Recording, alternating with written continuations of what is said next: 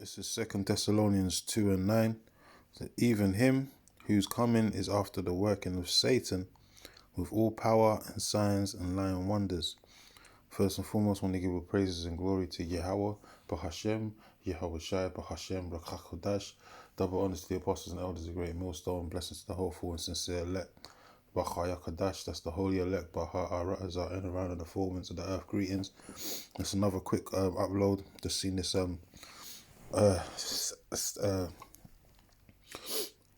comment or post on my timeline, so I thought I'd just do a quick sit down on it in regards to the MOT to the B, which is the CHIP technology, and ESO making these advancements into modernizing, everything, going digital basically, and using it as a ruse as for convenience to bamuse and then basically entice the people to accept his new world of disorder, as I call it, the new world order, with this AI and nanotech advancements. Regarding this article or post that I just saw now here from an ex Google employee, I think his name is one second, Ray Guzel, if I'm saying it properly. It sounds like a German name, the Teamanites and all that, about the wise men of Teeman. It says Ray Guzel. I'll just call him Ray G for now. The ex Google engineer, and he made this comment. Basically, it says humans could be immortal by 2029 via nanotech technology and AI. It says futurist predicts. So this is the devil, man. This is the the work in the spiritual or the spiritual demon Satan through the so-called white man, who we biblically known as the Edomites, the physical counterparts of Satan on the earth. The devil that the Bible speaks of, touting the MOT to the B, and basically enticing the 2/3, which are going to end up falling into this trap, that snare, to take this wicked device basically underneath their skin in the near coming future, man, because we're in that time where the MOT to the B is going to be enforced, basically mandated around the four winds of the earth.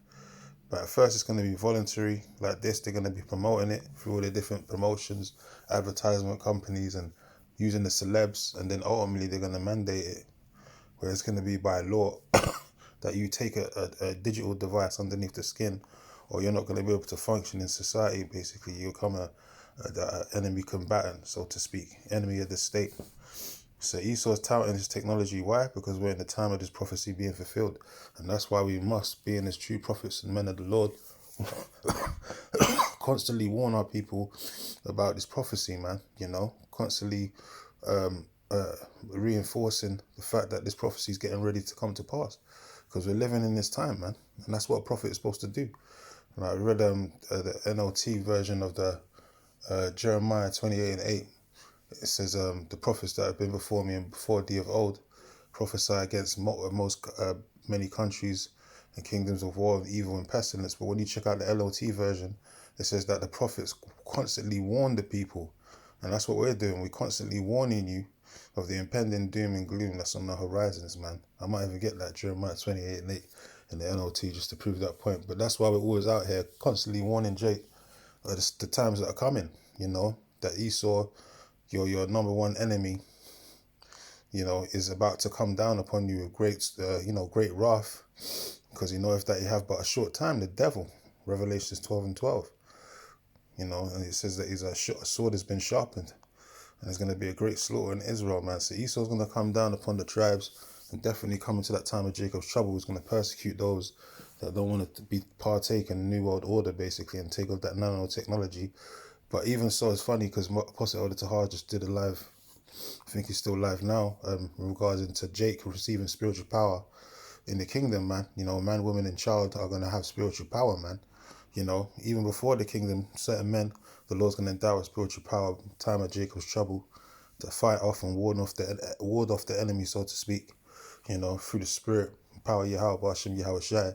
But even more so in the kingdom, when we receive those new bodies in the twinkling of an eye, as the elect are being beamed up into the chariots of the Lord, in the day of the Lord's wrath, their bodies are going to be changed, and they're going to be going from mortal to immortal, which means not to die, So Esau is using his technology to push this carnality way of gaining immortality through his technology, and all of this, nanobites and all this stuff, and foreign devices underneath the skin, ultimately the C-hip, so to entice people to take of that technology, making them think that they can live forever because they got a C-hip inside of their body.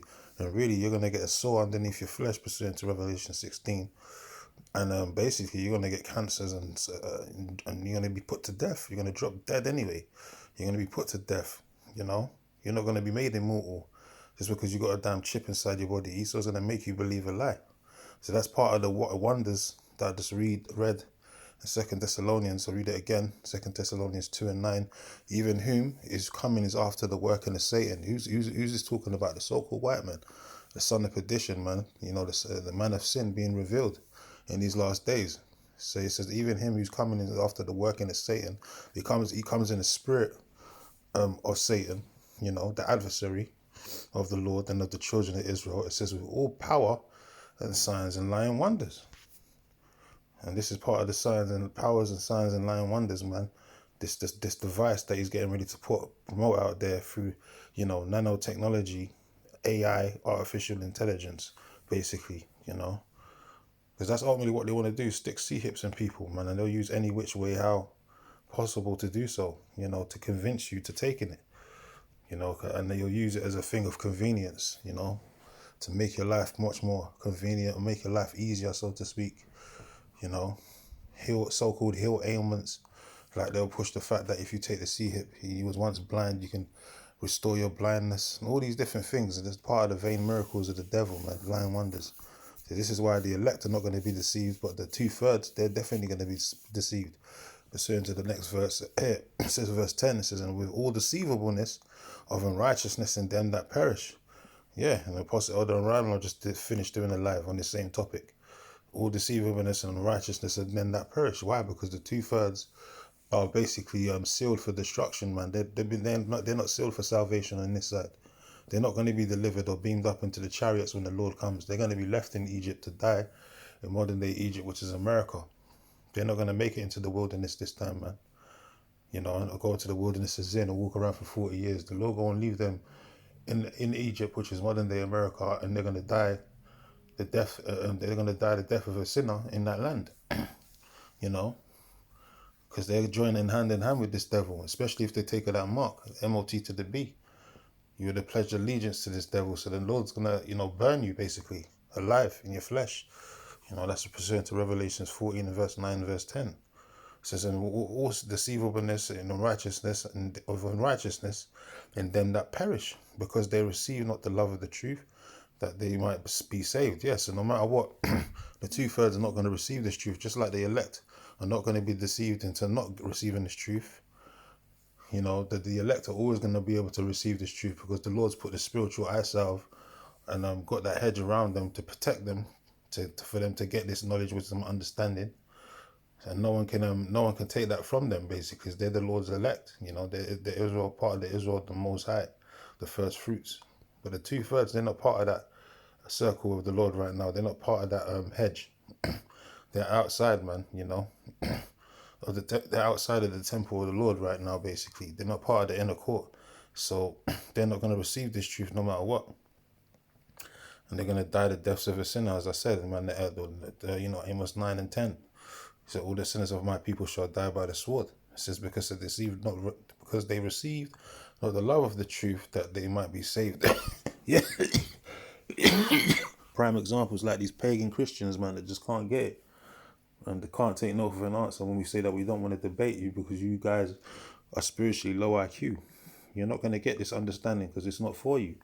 No matter what we tell you or try and convince you of these scriptures, or what you try and tell us, you're not going to, convert and leave that pagan Christianity alone. You're not going to come out of that plantation Christianity, because the Lord's got you in that spirit, underneath that spell, basically, from the devil, because he wants to destroy you, basically, man. The Lord's, got that blindfold over your eyes. No matter what you try to do to take the blindfold off, it's not coming off. And that's that angel of the Lord, basically, that's blinded you. As pursuant to Isaiah, the 6th chapter, So no matter what you do, you can't take that blinder off, man. And when that time of the judgment comes, that's when you're going to be able to see. But by then, it's going to be too late. because the Lord doesn't want to save you, so He's not going to get you. He's not going to let you receive the love of this truth. That's why you're not going to be able to hear it spiritually. You're not going to be able to hear it or see it, you know, or understand it. It says, "And for this cause, the Most High shall send them strong delusion that they should believe a lie." Yeah, and part of that lie is what? Trusting in Egypt, putting their trust in Egypt. And the Lord said, "Woe unto you that put your trust into Egypt."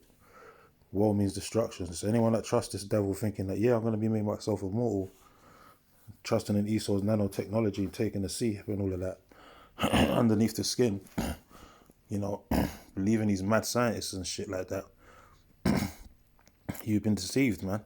That's just part of the strong delusion, because the Lord wants you to believe a lie so He can destroy you. It says that they all might be damned. Yeah, so this is not us condemning you. This is the Lord. Because 2/3 are condemned, man. 2/3 are not going to be delivered on His sides, man. You know, all these mad jakes out here, the fruit and nuts, these wild niggas, hyenas, these heifers out here, these dot hyenas, and, you know, these jakes that are just a bunch of, you know, gremlins out here. They're not going to make it on this side, man. The brute beasts and all that.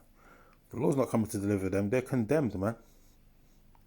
It says that they all might be damned who believe not in the truth, or believe not the truth, but had pleasure in unrighteousness. Yeah, so ultimately, 2/3, they love this place, man.